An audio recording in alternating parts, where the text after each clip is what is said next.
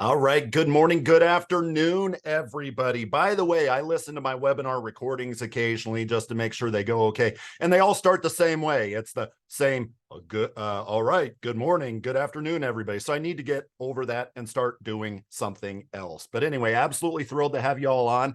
Can everybody hear me and see me okay? In the lower right-hand side, at least lower right hand on my side here, in the chat pane, if you can tell me that you can see me and hear me, that would be fabulous because, well, just because it's obvious, right?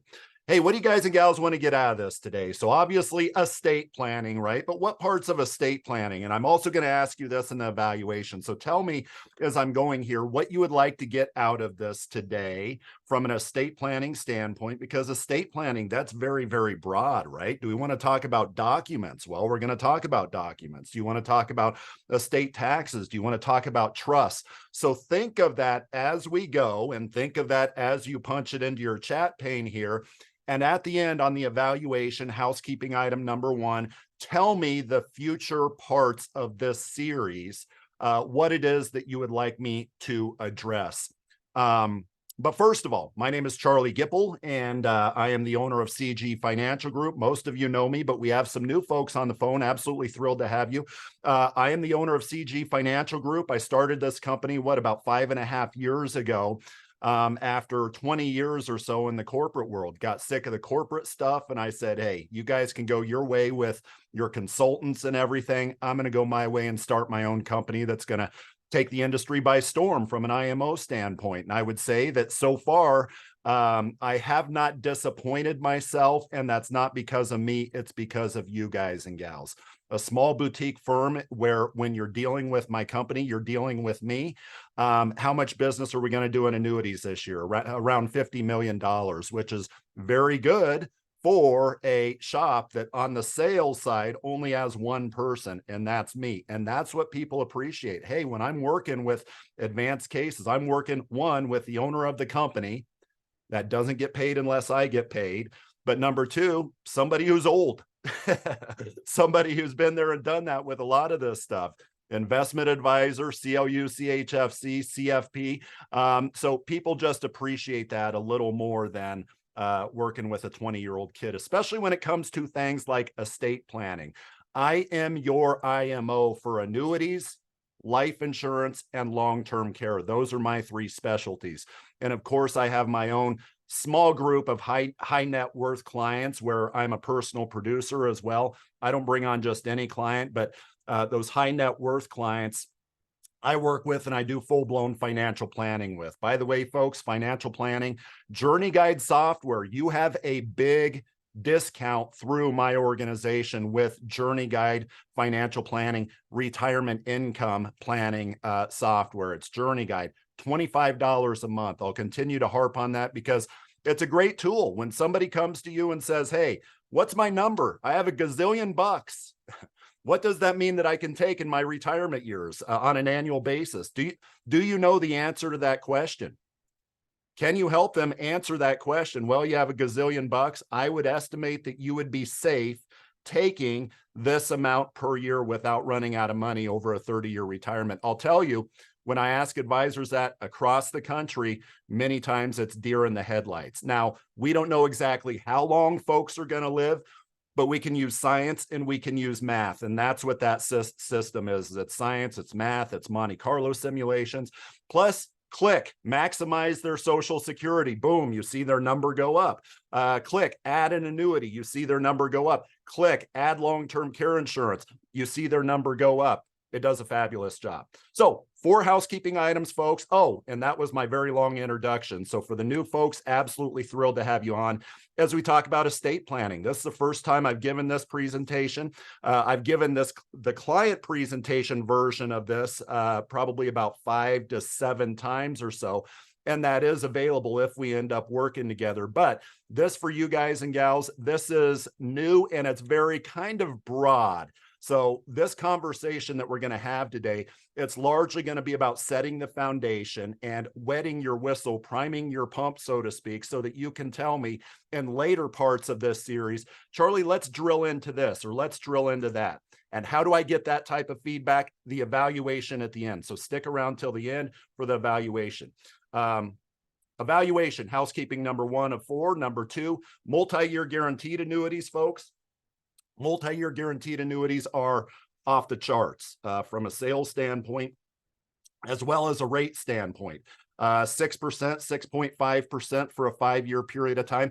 Tax deferred, they're flying off the shelves. There's also a 6% for 3-year multi-year guaranteed annuity as well.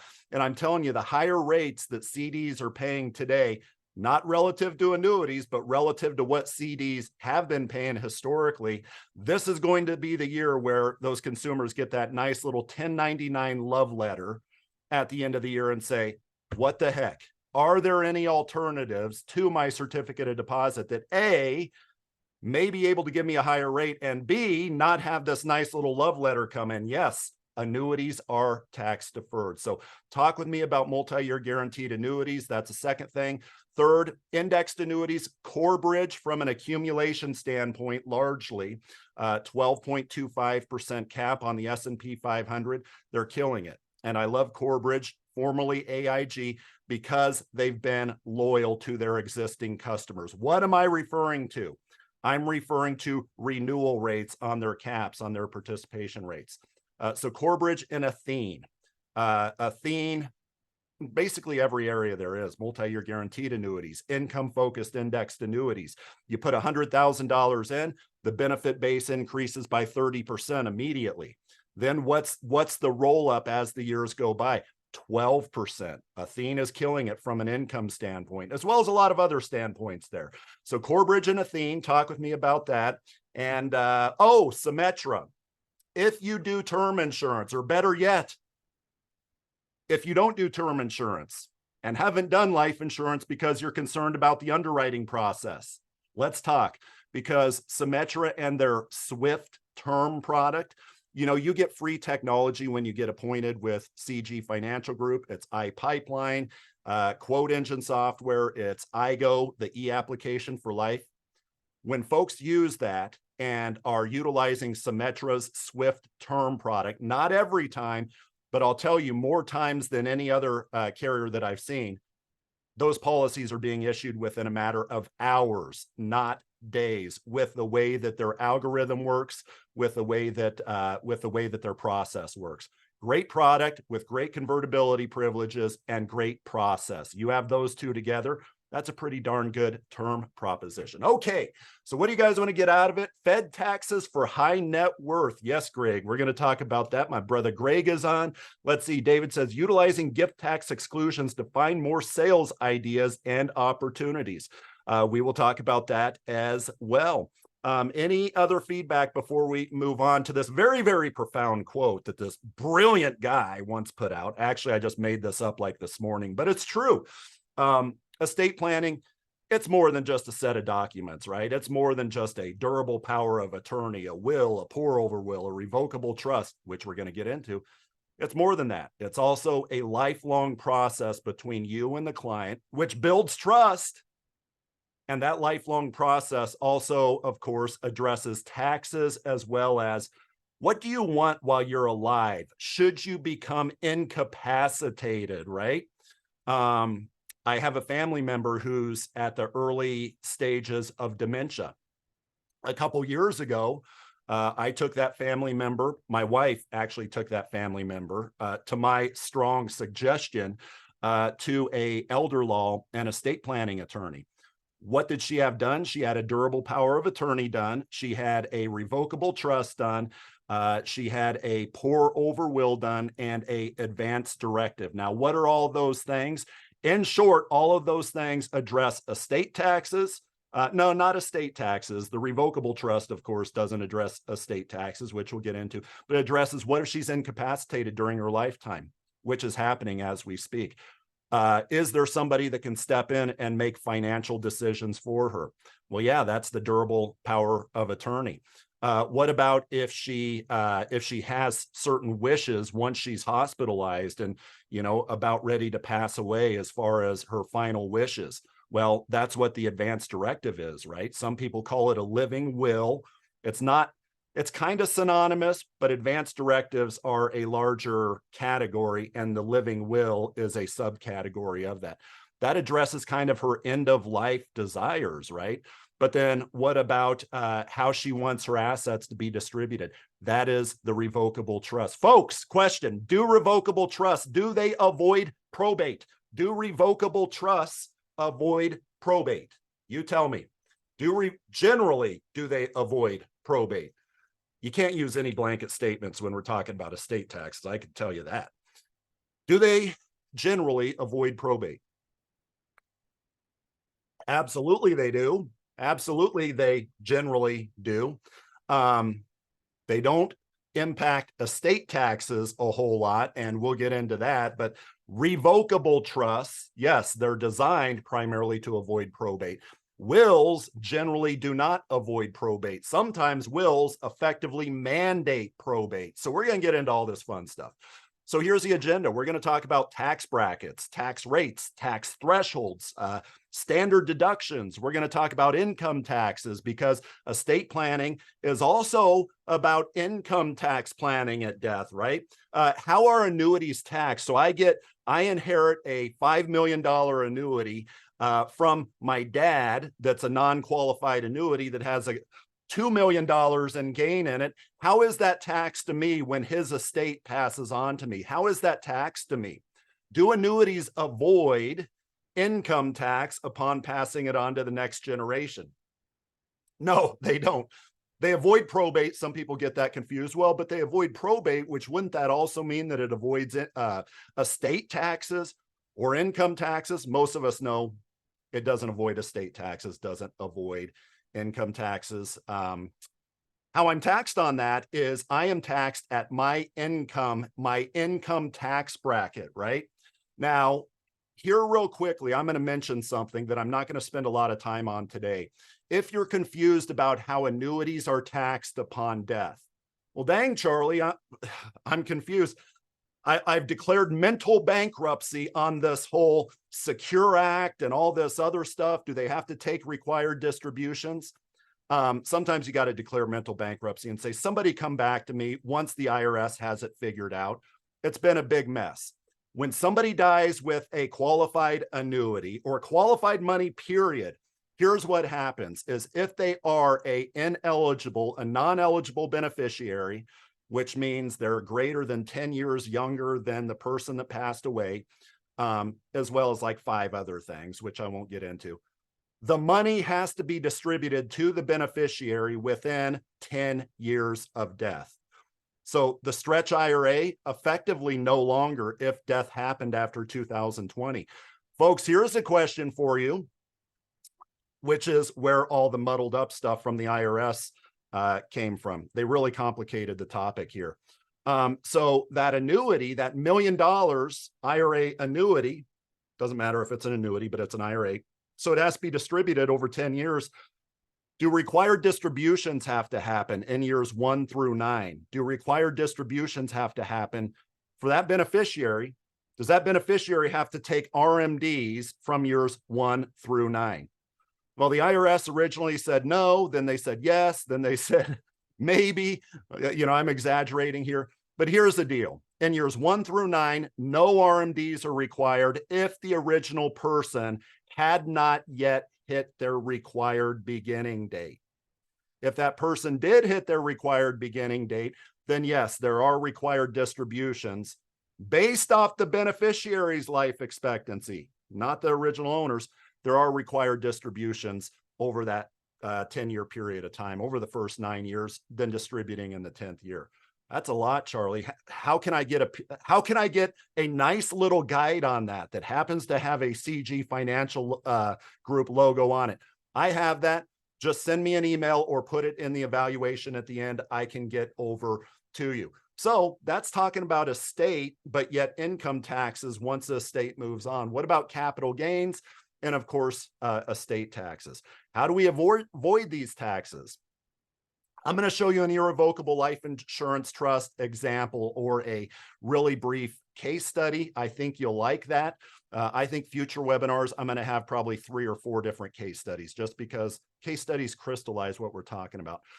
The types of trust, how are they differentiated? Well, you have revocable, you have irrevocable, you have grantor trust, you have non-grantor trust, you have what else? Simple trust, you have complex trust, you have, there are a lot of categories. I'm going to show you this versus this. What is the difference? As well as talk about fun stuff like grats and gruts and cuperts. We'll talk about all this stuff. Methods of estate transfer. 3 methods primarily. Probate. Do wills avoid? Have I mentioned this yet? We talked about revocable trust, but do wills avoid probate? Yeah, we talked about that. Sometimes they effectively mandate probate. You know, what is probate? How long does probate take? How much does probate cost? You know, it amazes me. So I have partners, as I would strongly recommend to you guys and gals, elder law attorneys, estate planning attorneys, interview them, call them up. And I did this 5 years ago. I interviewed them.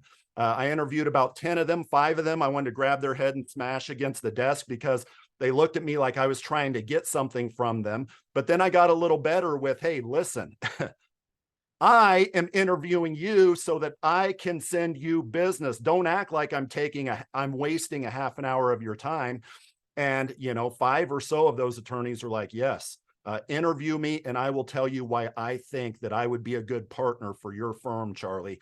I would suggest that you do that. But when it comes to probate, what those estate attorneys do is they allow the clients to avoid probate by a revocable trust, for example. And it amazes me when somebody says a revocable trust. Wow. So that's going to cost me $1,000, $1,200, $2,000, depending on what other documents you put in. Well, let's talk about the cost of probate. And as we'll talk about in a bit, the method of estate transfer to the next generation, that is probate, it dwarfs what it would cost to get a durable power of attorney, a revocable trust, a advance directive, a pour over will. Does everybody know what a pour over will is? If anybody does not know what a pour over will is, then let me know. Otherwise, if nobody says they don't know what a pour over will is, we're not even going to spend time talking about that. So what are those crucial estate documents? I'm going to talk about 3 or 4 crucial estate documents that almost with every client you should have on your fact finder. Do you have this document? Do you have that document? Naturally, agents that don't know a lot about estate planning might be like, I don't want to ask that question because a lot of people don't know what pour over wills are. Okay, so I'm going to talk about that. I was going to talk about it anyway. I just want to see who all is humble out there. But I don't want to ask about these estate documents because what if they ask me questions back? Folks, that is why I'm doing these estate planning webinars, because 2026 is coming. And what does that mean? It means that the $78 trillion that is owned by baby boomers, it can get a lot more expensive to pass on to the next generation because of the estate tax changes that are happening, that are actually sunsetting in 2026, the beginning of 2026, the end of 2025. So you must please, and I took it upon myself to do the same thing. So I'm practicing what I preach. I am mastering estate planning as I speak because I see it every day. Every week, I'll say. Every day is an exaggeration. People are coming to me saying, hey, I saw my parents, they passed away, which is usually combined with a long-term care event, right? Can we talk about long-term care, Charlie? How can I avoid what I just mentioned? I'm sure a lot of you are shaking your heads right now. But then coupled with that is, you know, they passed away, they gave me these assets, and I'm just concerned with my entire plan. The long-term care thing was horrible to witness. Now I have this. Well, do you have a revocable trust? What's a revocable trust? Well, let me schedule an appointment, a free consultation with my attorney, and you could decide if you want that or not, as well as the 3 other documents. It's a completely different conversation than what assets did you get? Well, what if I can give you this rate?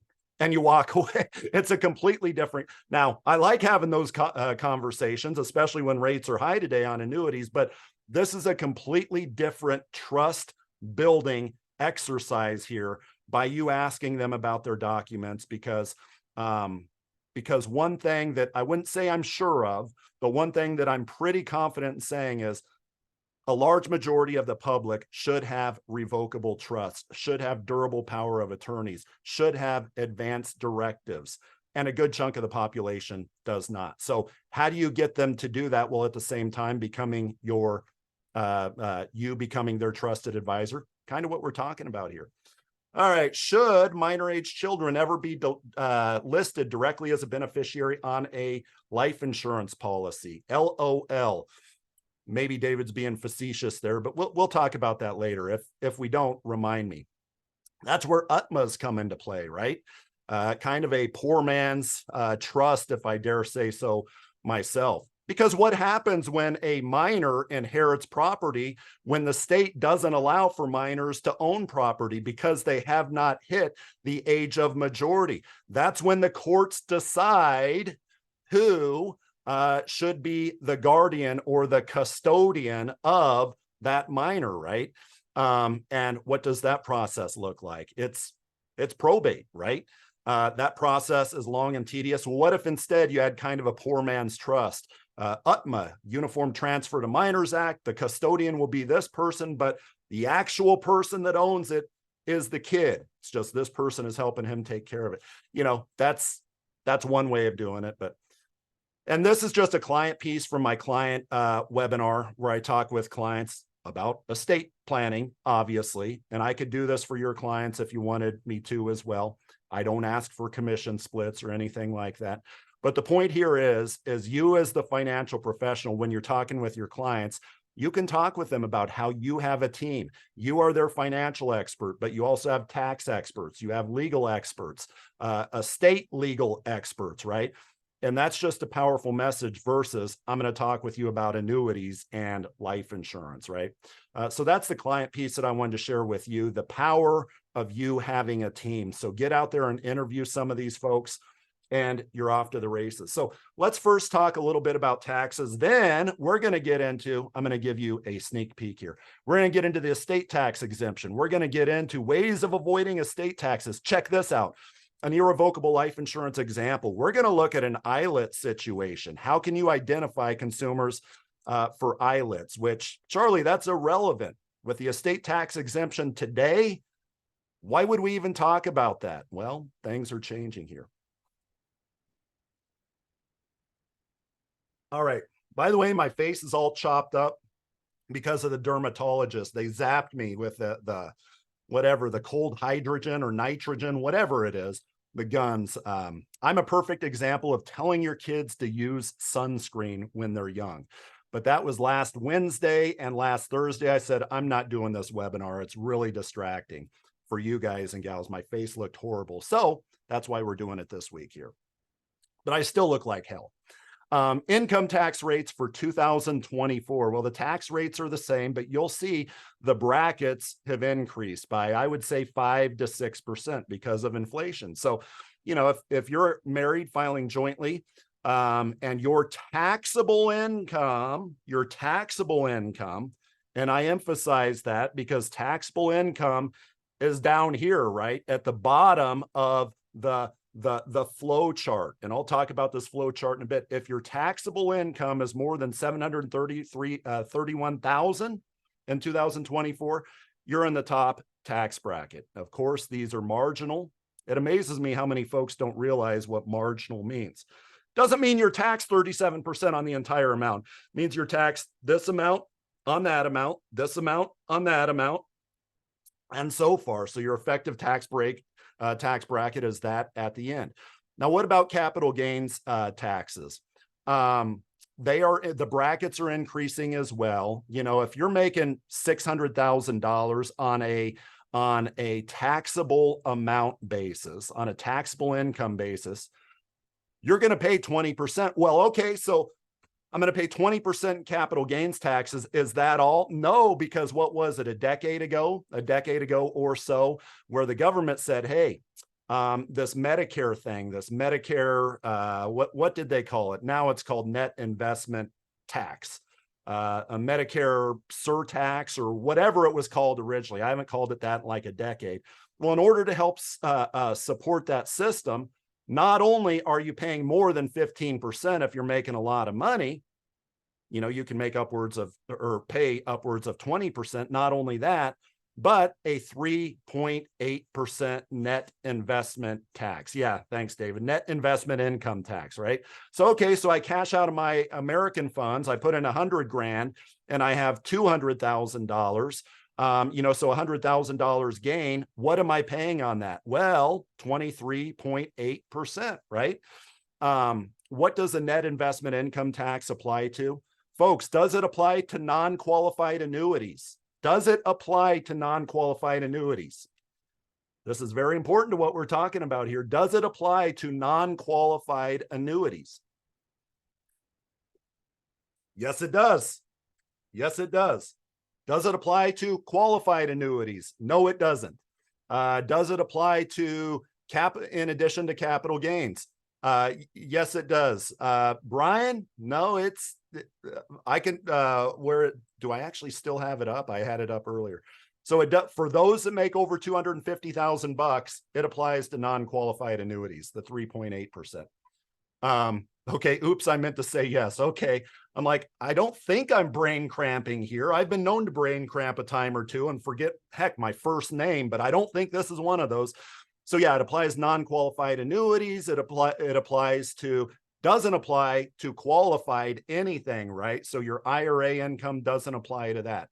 Now, real quick, as we talk about capital gains. So now is the time, if you are an investment advisor, maybe now's the time if you're not an investment advisor, to mention to your clients, just be careful about recommending selling stuff, right? Mutual funds pass through capital gains, even if the mutual fund sucks. Even if the mutual fund has lost for the year, within that fund, they have more than likely traded stocks that had gains, right? So they pass through that capital gain. The client's sitting there today like, wow, so my expected capital gain, which mutual funds put out usually October or so, my expected capital gain is like 3% on my $100,000. So you mean to tell me I'm going to have to pay capital gains of $3,000? When, heck, on top of it, the mutual fund, my value is down. How can you offset that? Well, with this is why I like individual stocks specifically, as well as ETFs for that matter, is you could sell the losers and offset the winners, right? Well, how much? Well, heck, you could sell a loser to the tune of $100,000 loss, offset that $3,000. Well, what happens to that $97,000 that you have in excess capital losses? Can you write that off against income? So we're talking income now, right? This income tax brackets over here, every dollar you write off against this is valuable because income tax rates are so high to a certain extent. So you can so you have $97,000 left. You can offset $3,000 of income, which means you're going to save what? $1,000 on income taxes. Okay, so then what happens to the other $94,000 or so of our excess capital losses? That moves forward into the next year's, right? So my point there is, folks, talk with your clients about capital loss harvesting, if you can, capital loss harvesting. Standard deductions have gone up here. So I remember in college, then we're going to get into the nitty gritty of the estate stuff. I remember right after college, I owned my first home. Me and my wife, we owned our first home. We would get those awesome letters at around tax time that would say, you paid $5,000 in mortgage interest, your property taxes were $4,000. And I'm looking at that thinking, man, that's $9,000 of write-offs against my income. And that was the case. That was the case. Well, why was that the case? Because at the time, you see here, you have two different lanes to take: itemized deductions, which home mortgage interest and property taxes is a part of that. Or if this side over here, just a standard deduction that the government puts out is larger, you get to choose which side works the best. Well, the Tax Cuts and Jobs Act of 2017 made this standard deduction so big, and it's even bigger now, 30,000, almost $30,000 for a couple. If you're 65 and older, you get an additional, what is that, $3,100. So call it $33,300. Standard deduction for a couple over 65, $33,300. Well, needless to say, that home mortgage statement, it doesn't mean anything anymore. The property tax statement, it doesn't mean anything anymore. What matters now? Well, what matters now, at least in my household, is the standard deduction. So as you can see here, that's a bit of a 1040 tax return lesson there. I go into that in a separate presentation more, but understand the flow of all this stuff. Understand the standard deduction. Be able to look at that 1040 form and say, oh yeah, you got line 6 here. You have your you're getting 30 grand in Social Security. And this shows here that whatever, $32,000 is being taxed of your Social Security. That's a problem, Mrs. Client. How can we remove that taxation? And of course, by doing all of that, that makes them richer. That's a part of estate planning as well, I would argue. So just some ideas there. Now, let's get into the nitty gritty here. I'm going to pull out my notes for this. This is where it's getting serious. The estate tax exemption, breaking news for 2024. Some of you knew this. This came out, what, a couple weeks ago? Is a whopping $13,600. So a couple, because when the husband passes away, statistically, now what happens is the wife can inherit his exemption amount, right? So what does that mean by the time she passes away? That means that for a couple, 17 or 27 point, roughly $27.2 million is the exemption. If your estate, if somebody passes away this year, a couple, and if the last person who inherited, the exemption, passes away this year, if the estate is no larger than $27 million, no estate taxes, no estate taxes. However, is this changing? Yes. Look at what happened with Tax Cuts and Jobs Act of 2017. You go back to 2017, it was 5.4 million, not a large exemption amount. Heck, you go back to, what was it, 2010, 2008 or whatever. I remember when it was like a million or so. Think of that. So, and I talked about this back then when let's see, those are my ING years, but I was traveling the country giving talks like this. So you have a rich farmer in Iowa, where I live, right? Rich farmer in Iowa who, heck, has 100 acres of land, call that, what, $1 million in land, a couple tractors, which are a couple $100,000 a piece. You have a $2 million estate, and the estate tax exemption was $1.5 million, whatever it was. That estate now has an estate tax liability of $500,000 times 40%. So a lot of people don't know that estate tax rates, it's actually marginal, right? But because these margins are so small, it's 40%. Let's just call it 40%. But technically the estate goes through these brackets here, but it's 40% is what the estate tax is most of the time.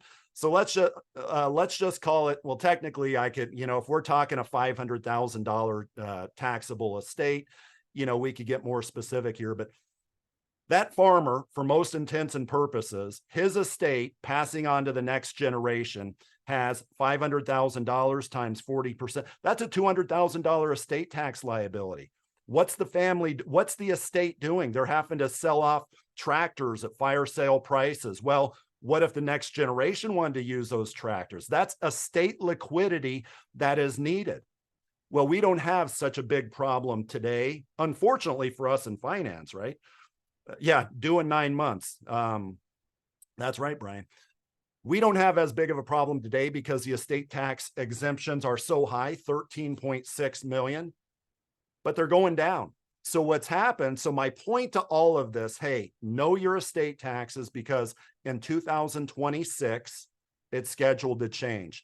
So this $13.6 million is actually scheduled to go back to 2017 levels plus inflation, right? So what does that mean? It means, let's call it $6 million a piece, roughly, in 2026. We'll know when we get there. So let's take an example here. What's a strategy? What's a strategy for this person that has a $30 million estate? Now, I know these are big numbers, but you can make the numbers smaller. And as all this changes, you can just proportionally take my talk and adjust it how you like. So a $30 million estate, what can a person do today, for example? And I know these guys don't grow on trees, but we'll make it more practical here in a bit. $30 million estate, what they can do is, you see, here's the deal. They can gift in this year, in 2024, 13 points, our couple who has a $30 million estate, they can gift $27 million this year, right? What happens if they gift $30 million? Well, remember that estate tax exemption, that's also the same as the lifetime gift tax exemption. They are unified. Remember that terminology, unified, meaning it's not like you have an unlimited amount that you can give away, but the estate tax exemption is $27 million for the couple. Otherwise, well, heck, I'm going to give 29 million to my heirs today so that I don't have any estate taxes ultimately. The way that estate taxes are calculated, I actually should have put this on a slide, is the estate tax and gift tax exemption of $27 million in my example.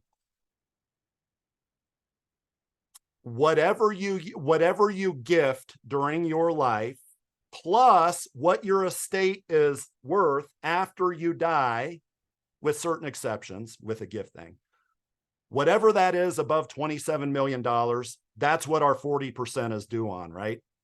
So again, it's not like you can give away a gazillion bucks and then pass away with an estate that's worth $26 million and say, hey, we're good. No, what you've gifted during your life, plus the estate size when you die, if that's larger than 27 million, at least in 2024, that's when the 40% kicks in. So here's what people say.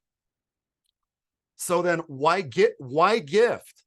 I mean, if the chickens are going to come home to roost eventually, if you're gifting, and if that doesn't give you any additional juice on the exemption or whatever, I mean, if that utilizes your ultimate estate tax exemption, spins that down, why even gift today? Folks, why would you gift today? I mean, notwithstanding what's going to happen in 2026, but why would, good question, Brian, we'll get to that. Why would you gift today? I mean, what is the whole purpose of what we're talking about here with gifting? What's the strategy if the chickens are going to come home to roost anyway? What's the strategy? I'll tell you, a lot of the strategy is this. But Brian, I mean, you would get the exemption so Brian says, use the exemption or lose it. Well, you can either not use the exemption now, but get it after you die with the estate exemption, or use it now where you don't get it after you die with the estate. So either way, you're going to get that $27 million exemption. If you get only one thing out of a lot of the estate planning stuff that we talk about, it is this: freezing the value of appreciating assets, right? That's a lot of what estate planning is about. So let's say that one wants to gift $27 million today. By the time that person passes, and they didn't pay 1 penny in gift tax, right? Because that lifetime exemption applies to gifts and ultimately obviously the estate, because it's out of their estate when they gift it. $27 million. Effectively, when you look at the future value of that $27 million, I mean, let's say it's getting 10% per year, whatever that asset is. I mean, heck, that could be worth, in 15 years, that could be worth 60, 70 million dollars. Freezing the value of the asset is what gifting does today. So by me gifting my $27 million to a trust that my kids are the beneficiary of, for example, today, what have I done? Well, I've reduced my exemption by $27 million, and that's all it will ever be reduced by, even if by the time I pass away 15 years from now, what I've gifted them is worth a gazillion dollars. Why? It doesn't matter, because that's no longer my property. I've gifted it to a third party, a trust, or my kids outright, whatever. Freezing the value is important, but it gets even more interesting with what's changing in 2026.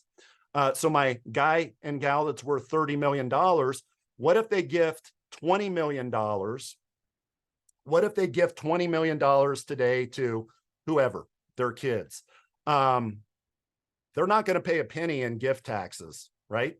Why? Because they have a $27 million exemption.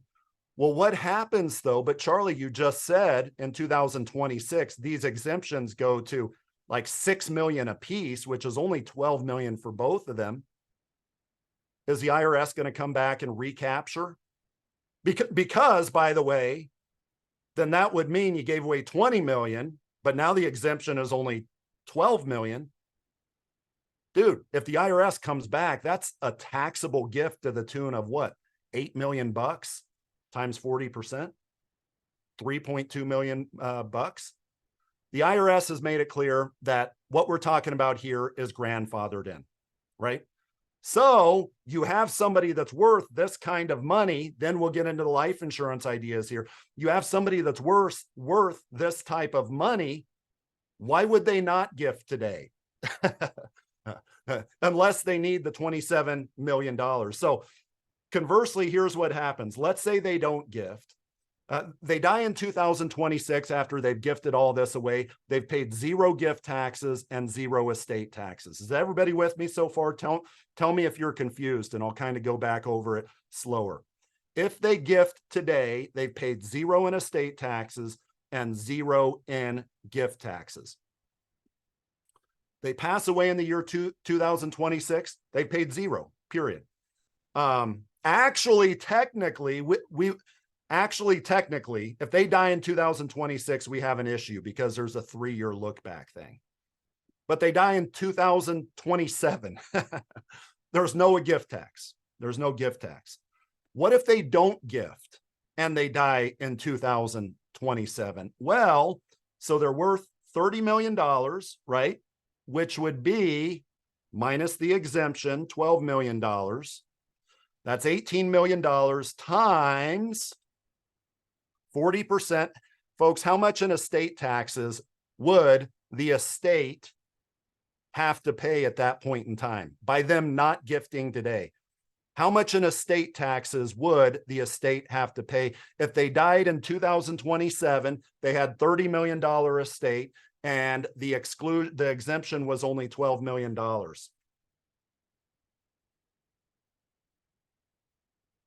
Boom, we got a smart group here. And I have a feeling we have a group that's paying attention too, which is great. $7.2 million would be the estate tax. $7.2 million would be the estate tax. So now here is where we get into kind of some mental gymnastics. And this is a part of the estate planning process. Okay, so one of the problems with gifting today, though, is what? Remember, I said that property is highly appreciating property, right? The problem with gift, and this is just a side note here, but it's enough to prime your pump, make you aware of what's out there. A lot of what I'm talking about is the language as well. So you're savvy when you get in front of that, $30 million client. Forget 30 million, that $3 million client. When you gift something, what cost basis does that person, when you give something to your kid, for example, and if that kid wants to sell that $20 million property, we're talking income tax here, right? Or capital gains tax, actually.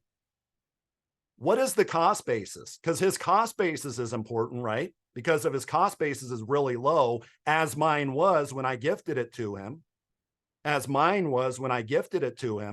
What happens if he wants to, it's his property. He can do whatever he wants. He can sell that $20 million property.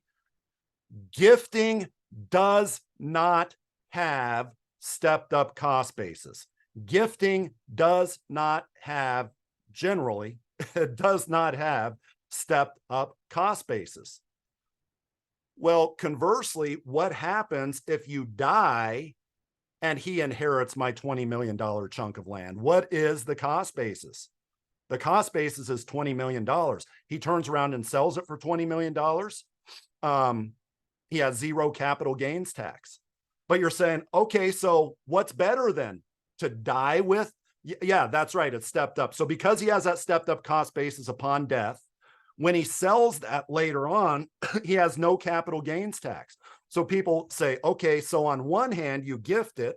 There's no stepped up cost basis, capital gains tax. On the other hand, you look at the $7.2 million estate tax liability. Which one is better? Which one do I take? Here's what I might choose. Here's what I might choose. I might choose me not gifting anything to him. I might choose this, right? I'd want to run the numbers. Me not gifting anything to them. Instead, I would set up a revocable trust. And what would I do? Assuming the liquidity is there, what would I put in that irrevocable trust? And I'm not talking the land. What might I put in that irrevocable trust that, since I didn't gift it to him, may be able to offset that $7.2 million estate tax that ultimately he has? Boom, life insurance, right? I might premium finance the life insurance. So within that irrevocable trust, I'm going to turn it into I'm going to make it an ILIT, an irrevocable life insurance trust. And that ILIT might pay for the estate tax, would pay for the estate tax liability. And by the way, on that asset that's still in my estate that ultimately will go to him, will have a stepped up cost basis as well. That's a strategy, as well as a million other strategies. So that's a ton of stuff there, but I hope, am I getting your wheels turning at least, folks, when it comes to just the way this estate planning stuff works? Just the ideas. Loving this? Good. Glad you're loving it. Now, there are ways to completely avoid having your lifetime exemption reduced. If you're worth 30 million bucks, you want to save as much as your $27 million exemption as you want. Is there a way where somebody can gift assets without even touching, without reducing that 27 million? Because remember, your $27 million is being reduced whether in life and you've gifted, or in death or after death, right? With an exception. And I said this intentionally earlier. That exception is you can actually gift in 2024. This year it's 17,000, but in 2024, folks can gift $18,000. That's the exclusion. That does not touch that $23.7 million that I would, 27, whatever it is, the $27 million that I talked about. So this doesn't require anything. Now, well, going back to college, my wife, the spoiled girl that she was, when the estate tax exemptions were a lot less, would get like, whatever they were, $11,000 checks every year sent to her college, sent to her dorm, right? Sent to her. It's like, holy crap. You know, we met our sophomore year in college. Why are you getting these? She's like, oh, it's some deal. My grandpa, you know, getting it from my grandpa. I don't know what, I don't know what it is there. Well, fast forward, we know exactly what it is, as well as more context around her grandpa, right? What was happening? Well, and then, you know, back then we didn't know anything. Well, do we have to pay taxes on that? Or does she have to pay taxes? We weren't married yet. Does he have to pay taxes on it? And this is a big misnomer. Nobody pays taxes on any of these gifts, at least until that 27 million is gone, right? That's when you start paying the 40% gift and estate taxes. But So anyway, my point there is back then it was like 10 grand or whatever. That doesn't touch the exemption. And when somebody's concerned about the exemption, they probably have a lot of money. So that 18,000, now it could have been her grandpa and grandma together could have given her how much? $20,000. Cheapos, but they didn't, right? They gave her 10,000, but two people together can give each donee, husband and wife can combine theirs and give each donee $18,000 in the year 2024. So if they were still alive, they could give her together $36,000. Doesn't touch any of that exemption. We talked about this. Even if it's above the exemption, so if it's $20 million, that's well above the 18,000. It may make sense to gift it now anyway, right? Even though you're losing the stepped up cost basis, it might still make sense to gift it now before 2026. There was something I was going to mention here, transferring gifting property now before the exemption. But by the way, you think of 4 kids, husband and wife giving to 4 kids, because you might be thinking, I'm worth 30 million bucks and I'm concerned with 18,000 bucks. Husband and wife can give $36,000 to each kid. You have 4 kids plus some grandkids. Let's say 4 kids. What is that? $144,000 that they could give, the 2 of them, to all 4 of their kids. I mean, that's a pretty serious spend down of their assets. Qualified charitable distributions. We've all seen this ad nauseum. If the client is over 70 and a half, they can take money from their IRA to the tune of as high as $100,000 per year. It satisfies their required distributions. Although required distributions now are either like 73 or 75. I have an article on that. So let me know if you want that article.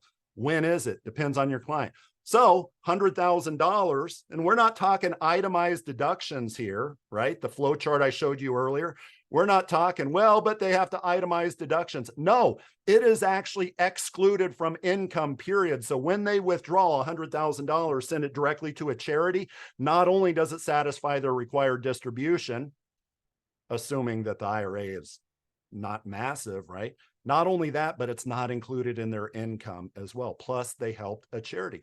That's a way to spend down the estate as well. Trusts, you have a lot of trusts. QPERTs, Qualified Personal Residence Trusts, for the folks that heavy into real estate, right? So I own a gazillion dollar home. What if I put that home into a Qualified Personal Residence Trust? What does that look like? Basically, it's me taking my $50 million home, putting it into a trust, and ultimately that trust is going to give that house to somebody else, my kids, for example. What did I say earlier? What do you think I did with the value of that trust or the value of the property by moving it into the trust? Am I going to lose some gift tax exemption?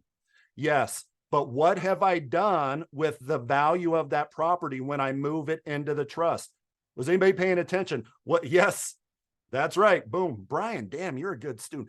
We have frozen the value of that property, which could be worth a gazillion bucks when I die 20 years from now. But not just that.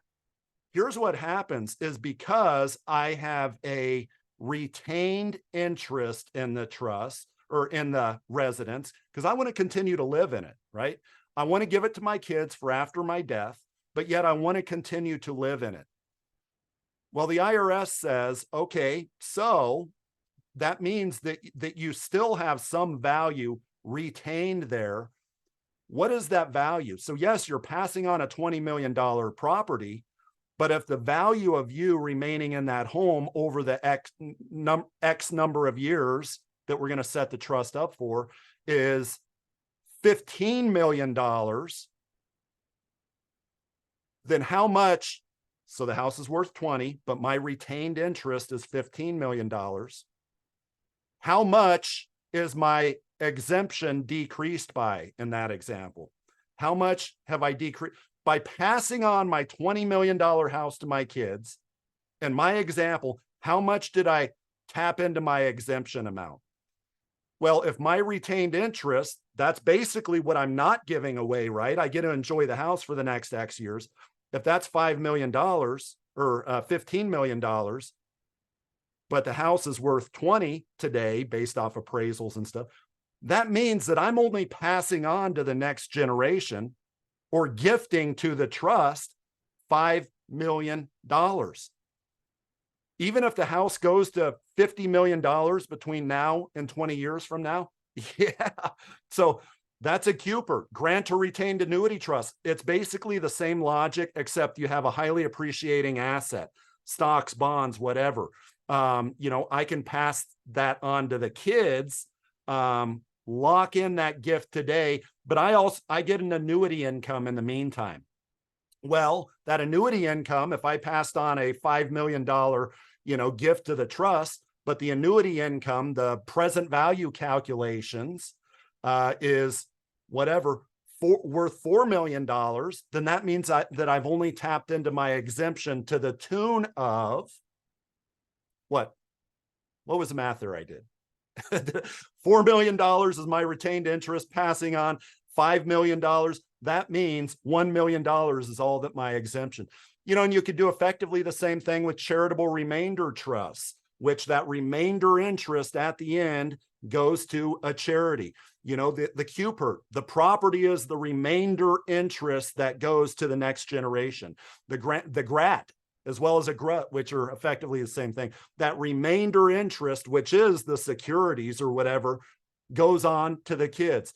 Irrevocable life insurance trust. And we're going to end with this. And literally, folks, I got through like half of what I prepared today. So that's going to lead us to a part 2, as I figured it would. I just like to prepare all of my thoughts, and then, hey, it'll go as long as it does. We're going to end with this, the case study. So here's a case study. By the way, folks, stick around for the evaluation and tell me what you want me to dig into more. We haven't even talked about probate, which we will next time. We haven't even talked about the documents, which we will next time. So in the evaluation, tell me what you would like to talk about next time. So here's Jack and Jill. I have this great advisor out in Nebraska. He's always coming across rich farmers. And this is close to an example. They're both 70 years old. They have $22 million in highly appreciated assets, have virtually no debt. That tells me that their estate size is probably about 22 million. They're concerned about what will happen to their estate when they pass away. Although they are currently healthy and don't plan on passing away anytime soon, they come to you because they're concerned about maximizing the estate value for their adult kids. All right, so here's a potential problem here, right? That we are talking, my guy out there is talking about right now with his rich farmers, for example. The estate tax exemption is scheduled to decrease to around $12 million. $22 million estate, what does that mean? It means there's a potential estate tax liability of $4 million, right? $10 million times 40%. So what are some things what's a potential solution?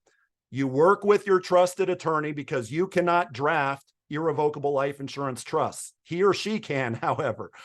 So so you work with the attorney about drafting an ILIT trust that will eventually they will be the owner, as well as the beneficiary of the life insurance policy.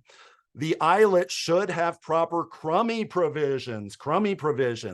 That's an interesting concept. I tell you, I ran across a trust a couple years ago that did not have crummy provisions. That was not good. Not going to go into that a whole lot here, but basically crummy provisions allow for our $18,000 per year gift tax exclusion. Without crummy provisions, that basically doesn't happen. So once that ILIT is created by the attorney, here's what the ILIT's going to do. The ILIT's going to purchase a $4 million survivorship life policy, because that's what our expected estate tax liability is going to be.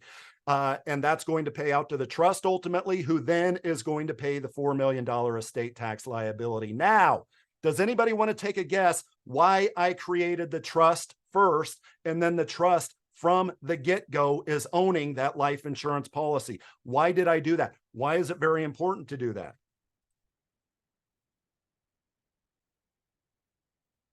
Because there's a 3-year look back. Because what happens, 3-year look back. Because what happens is, if we just transfer assets into an irrevocable life insurance trust, remember how I talked about the look back earlier? You pass away, whatever you've moved out of your estate, Medicaid, it's a 5-year look back.